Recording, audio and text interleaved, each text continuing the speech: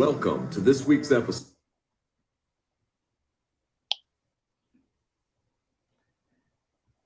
That's wonderful that is not working.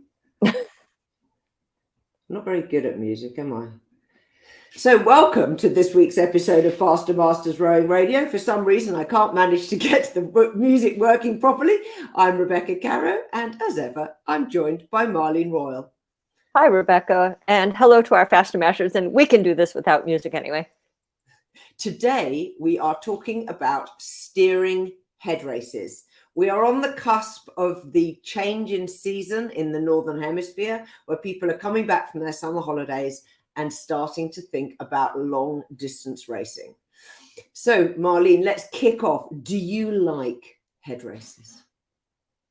Absolutely. And I think for our competitors, head race courses really provide a lot of challenge from a steering point of view, which is what we're going to talk about today, especially because every single race that you do is going to have a different course. It's going to have a different profile on the landscape. It's going to have different currents depending on whether you're on a river, whether you're on a lake, where the course is situated. So there's a lot of variety and a lot of opportunities to steer the best course or row longer than the designated course.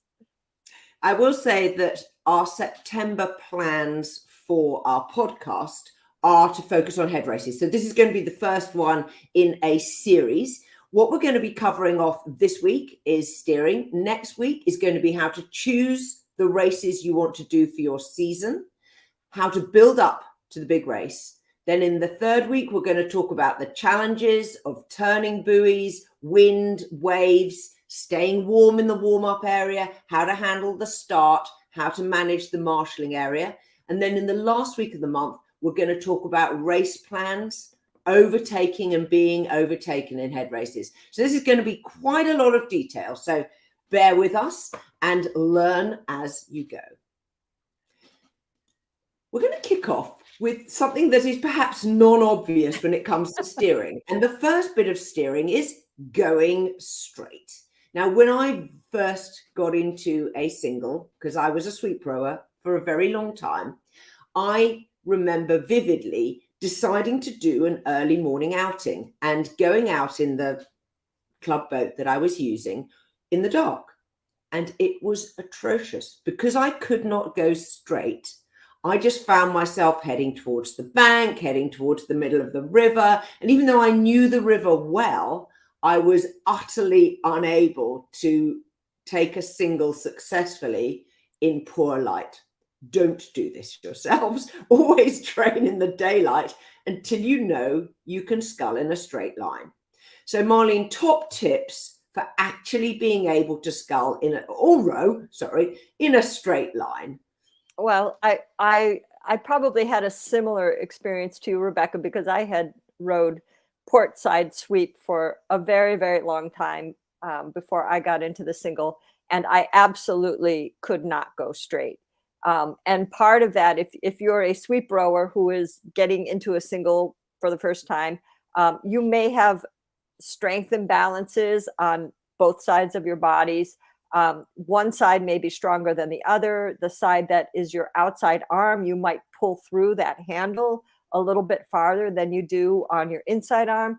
Those things are going to affect your steering. So the first thing I think that you have to try to do is equalize your arcs and your entry timing, your release timing, and try to equalize your pressure. So if you've been rowing sweep for a long time and your outside arm and that side of your body is a bit stronger than your inside arm, you need to lighten up on that side and match your weaker side. I think that's the first thing for correcting some muscle imbalance is, focusing on not overpowering one side versus the other, and focusing on trying to row the same arc of the handle so that your blades are in the water a similar amount of time.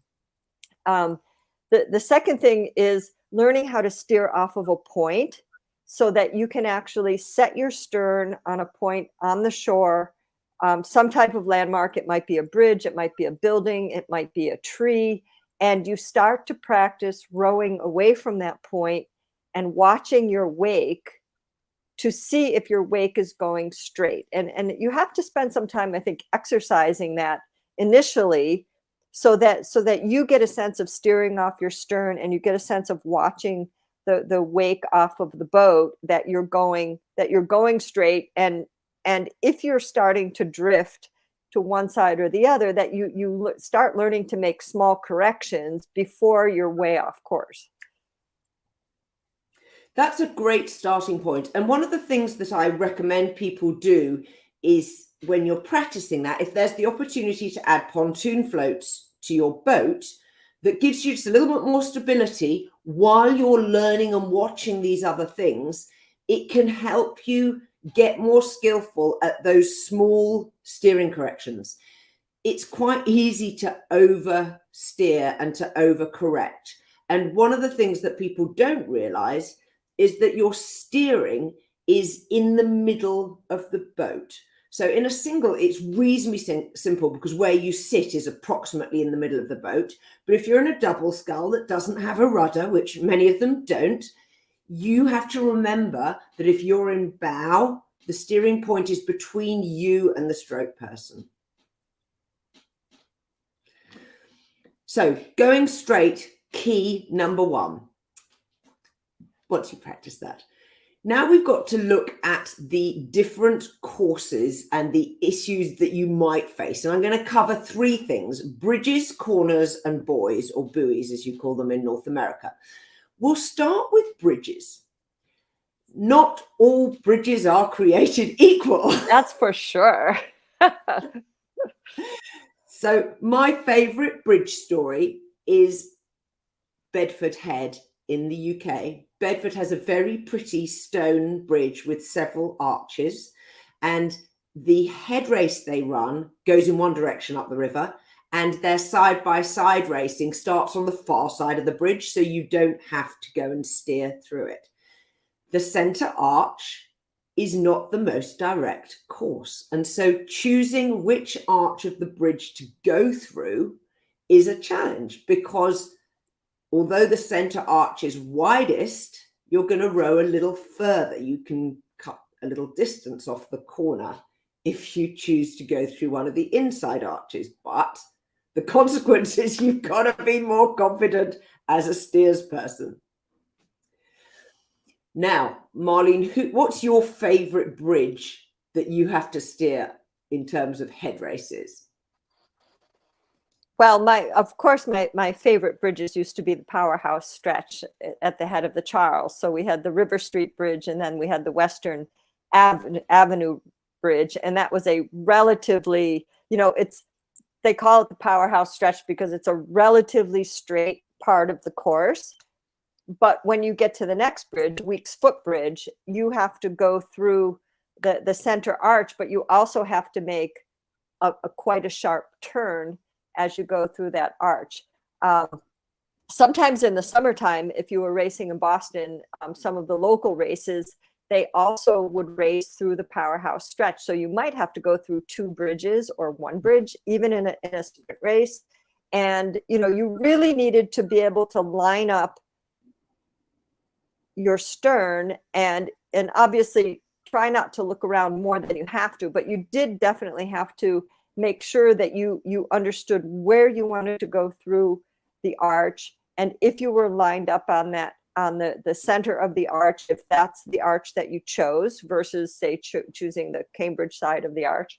But you really had to make sure that you were going to go through cleanly, because it definitely can happen that you can miscalculate and hit your blade or hit your shaft. During the head of the Charles, you see all kinds of events happening that somebody might just overshoot and go off course and actually hit their rigger on one of the abutments, which can bring you to a pretty abrupt stop. And you want to have a backup plan in case something does go wrong at a bridge. What are you going to do if you get too close, or if a current pushes you into an abutment more than you expected to? But I think a bit of planning. Ideally, if you've got a chance to row the course beforehand, before the race, so that you can actually get on the water and line yourself up under the arch of the bridge and see what your points are off your stern, so that you can try to avoid, looking around as much as possible, is really helpful. But it's just going to depend a little bit on the bridge and the river and what happens once you go through the bridge. Do you have to make a steering correction? So these are things you have to plan out prior to your race. So my advice with regard to bridges is to focus on the supports that go into the river rather than focusing on the center arch or the arch, the gap that you're going to row through. As you approach a bridge, remember that there are two ways of looking around in a rowing boat.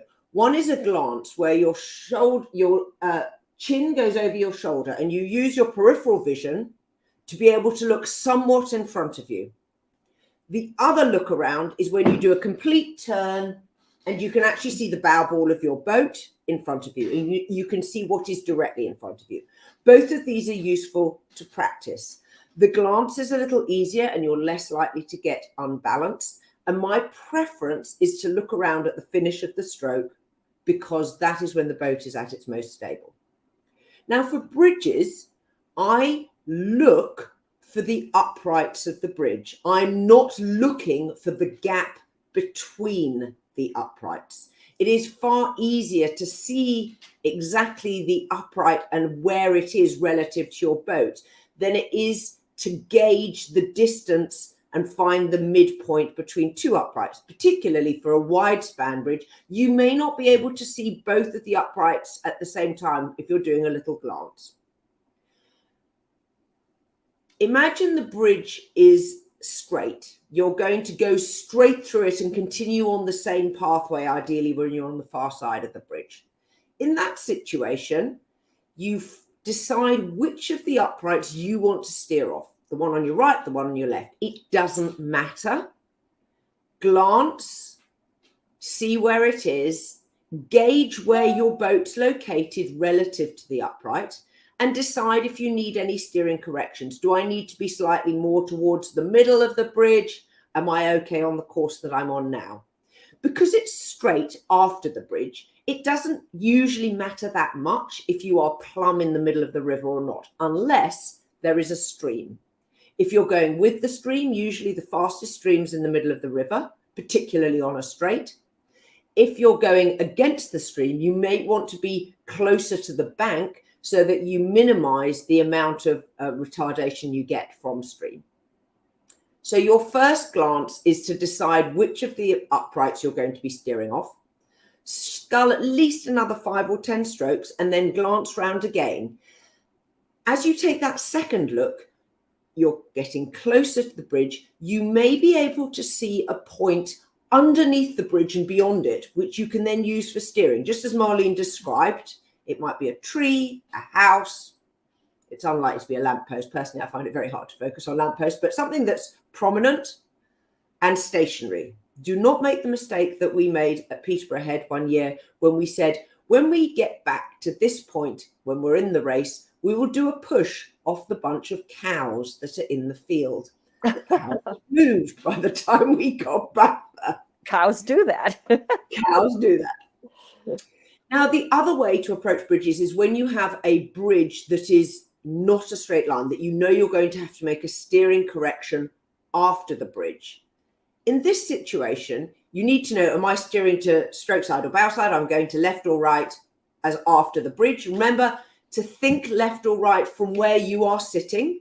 So you are sitting in the boat backwards to the direction of travel. If you think I need to go towards my right-hand side, that's stroke side or port. This is a slightly different scenario, and you have to decide now, relative to the uprights, where do I want to position myself? Because if it's a very deep bridge, which, you know, a motorway bridge can have 3 lanes of traffic on both sides. So you can be talking several meters, like, you know, it can be 60 or 80 meters wide before, from when you enter the bridge to when you exit it.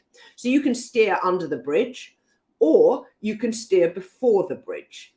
generally speaking, my preference, this is my personal preference, is to steer before and under the bridge so that when you come out of the bridge, you are on the correct line for the next bit of the course. And that's really nice because it's a visual marker and you can do a push off that visual marker and you can see it receding into the distance. So your positioning relative to the uprights is you're coming into the bridge and you're going to be making a stroke side turn towards stroke side as you come out of it. You may want to start a little bit to the bow side of the bridge, upright. So you steer off the bow side upright as you approach the bridge. Then you start to make your turn before you are under the bridge so that you go under pretty much central to the bridge on a diagonal. And when you come out, you're lined up correctly for that stroke side next bit of the course. I think another just last bit about bridges is, like you said, some bridges are quite high and quite long, particularly if it's an interstate bridge.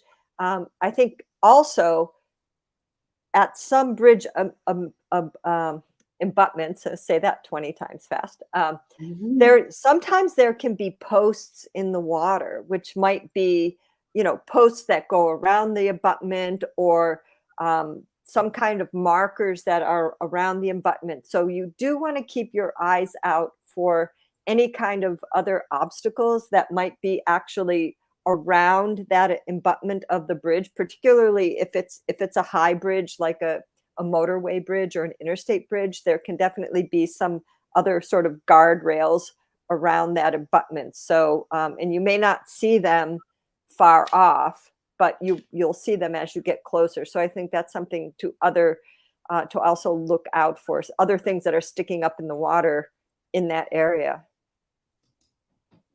Now let's go on to talking about corners. So there are gradual corners, there are sharp corners. Marlene, kick us off. What's your top corner advice?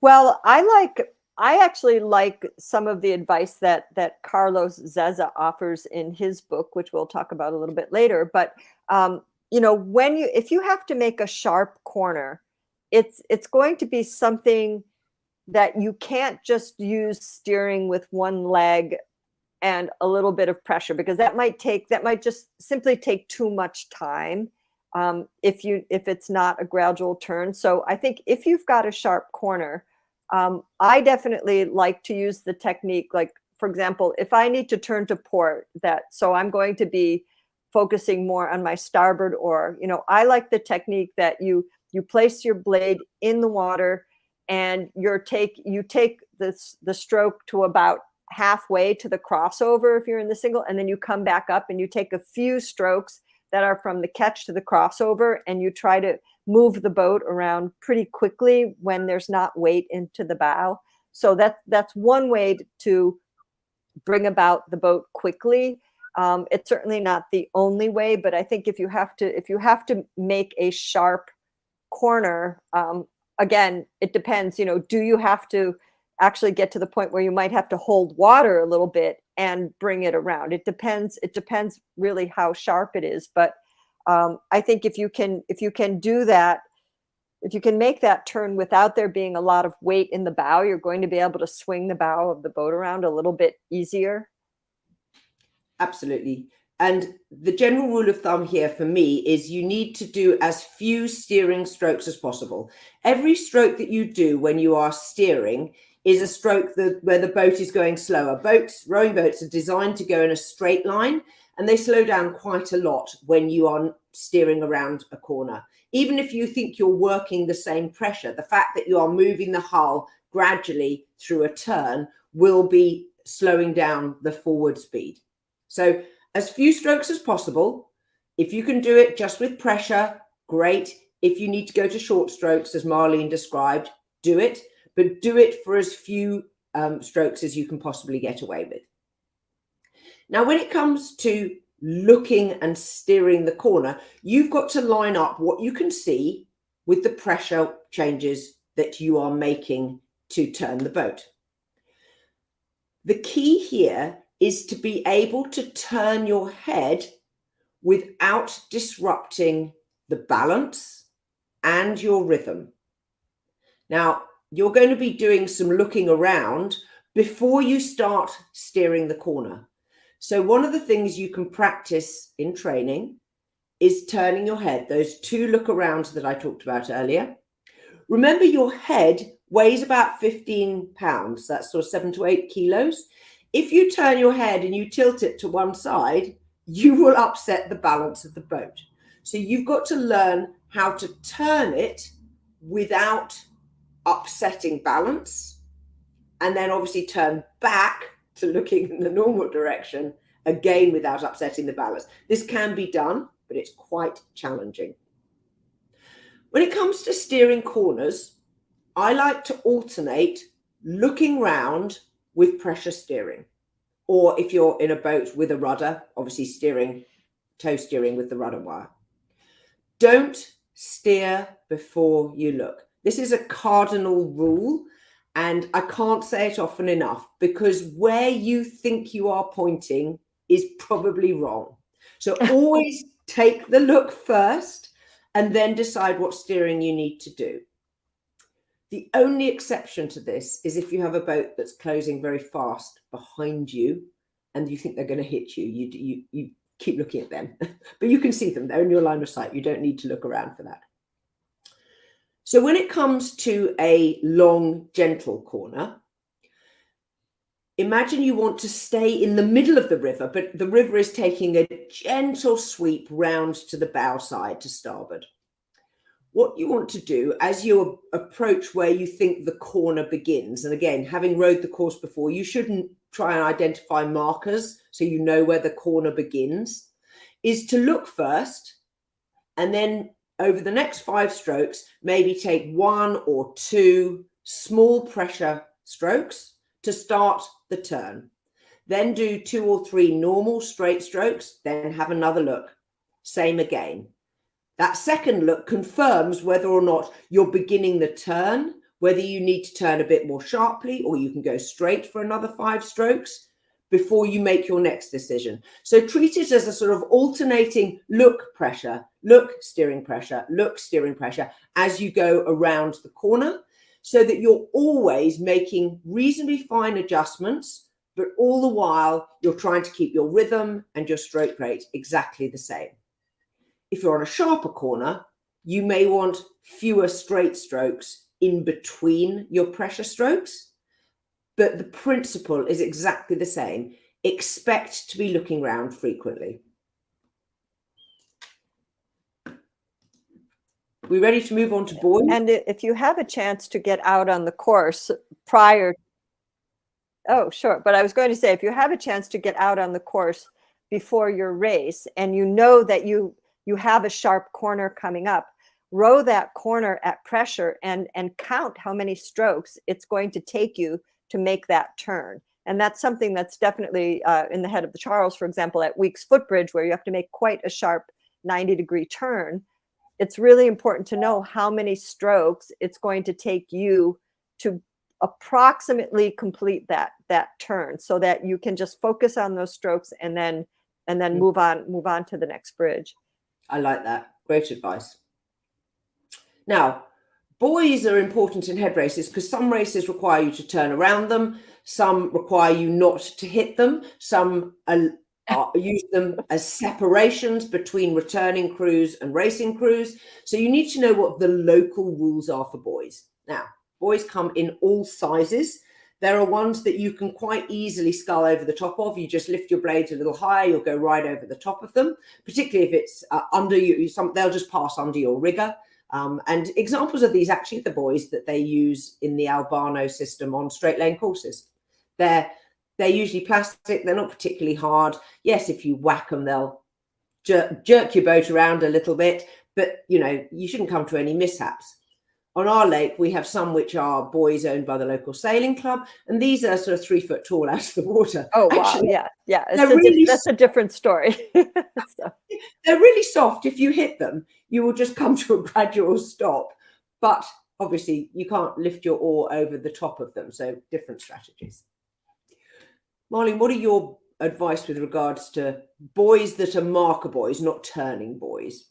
Well, I think buoys that aren't marker buoys, if you're legal going pretty close to those buoys, and as long as you keep your hull on the course side of the buoys, if you're a savvy steersman or steerswoman, you can run your buoys right under your riggers, and if you're on a turn, that may be to your advantage. If you're a bit off the course, so that say the buoy is at the level of where your blade is. I mean, this is definitely one reason to improve your blade work and make sure that you are able to release your blade and carry your blades high enough that they're going to be above the level of those buoys. Because hitting one of those buoys can definitely throw you off balance. It can definitely interrupt your concentration. So I think that's a good skill to practice all the time, is that think about those standard size buoys on the course, and are you able to carry your blades higher than that, and work on that skill to be sure that you're not going to hit them. If you Yeah. have a buoy, if you have a buoy, large buoys, like there are some turning races, um, where you race 2K, 3K, you turn two buoys, and then you race back to the finish line. Sometimes those buoys can be quite large, and as you said about your sailing buoys, you if you bump one, they don't always tip over, right? So if you're going to turn, say, two buoys, you have to make a 180-degree turn. You have to turn one buoy, row a couple strokes, turn another buoy, and then head back to the finish line. um, One of the techniques that I used to use to do this is, like, you would come into the buoy at an angle, and you might have to hold water slightly on the inside closer to the buoy. Bring a couple strokes around, take a few strokes straight to the second buoy, and then bring yourself around that buoy, because it might be a 90-degree turn. And I actually used to include a little mini start, like go half, half, half, and get the boat back up to speed again. Because you do it when you're making a sharp, two 90-degree turns like that, your boat is going to slow down, and you want to get back up to speed as quickly as possible. But I think you have to be prepared for example, if you have to bring it around hard with your starboard oar, be prepared for that arm to feel really bad or cramp or be really tight after you've made that hard turn. So I think you definitely have to practice that, so that you can get that little flying, moving start in, so that you can get your boat back up to speed. But you also have to understand, like, that outside arm is going to feel a little bit rough after making such a turn, especially if you're doing it at a race pace. Yeah, totally agree. And the way to get recovery up in that arm is to have a very loose grip afterwards. Because what happens is, if you hold on too tight, blood basically pools in your arm, and it tightens up, and your muscles will go really, really stiff. And the cure, which of course you can't do while you're racing, is to hold your hand up high, so it's harder for the blood to pump uphill, and then open your fist a few times. You can't do that when you're racing. So what I sometimes do is wiggle my fingers on the oar handles on the recovery, so that you just make sure that your grip is loose, and a little bit of finger movement will help encourage the blood flow, and then it'll slowly dissipate that tiredness. Now, we talked earlier about Carlo Zezza's book. It's called Winning Head Races, as you can see here. It's available on Amazon. The link is here in the show notes. I'll put it in there as well. It's a really good book in that he has analysed so much of what you need to know and what you need to be able to do in order to, in his words, win head races. He talks about pacing. He talks about rigging. He talks about navigation. He talks about traffic. He talks about training for long distance and race preparation. And then specifically in the appendix, he goes through the actual course for some very popular head races, such as the Armada Cup, the Scullers Head of the River in London, the Head of the Charles, and has turn-by-turn advice and little map diagrams that will help you with those individual races. So if you are into racing, I recommend this book. It's a good investment for head racing and advancing your skills. Any final words, Marlene, before we finish? Yeah, well, I think for those of you who are getting, ramping up for head racing, try to get to your courses early. If it's not a familiar course to you, row the course. See if you can talk to some seasoned veterans of rowing the course and get a little bit of information as to where the current is strongest, where do you want to be in the stream? Are there certain tips for steering and things to look out for on a particular course, like don't go to the inside of this turn because there might be weeds, things like that. Talk to your fellow scullers and see what kind of information you can get about the particular course that you're going to go to if it's a new race for you. Great advice all round. And as ever, we will be with you next week to talk the next episode on head race advice, steering, training, and guidance. Till next time.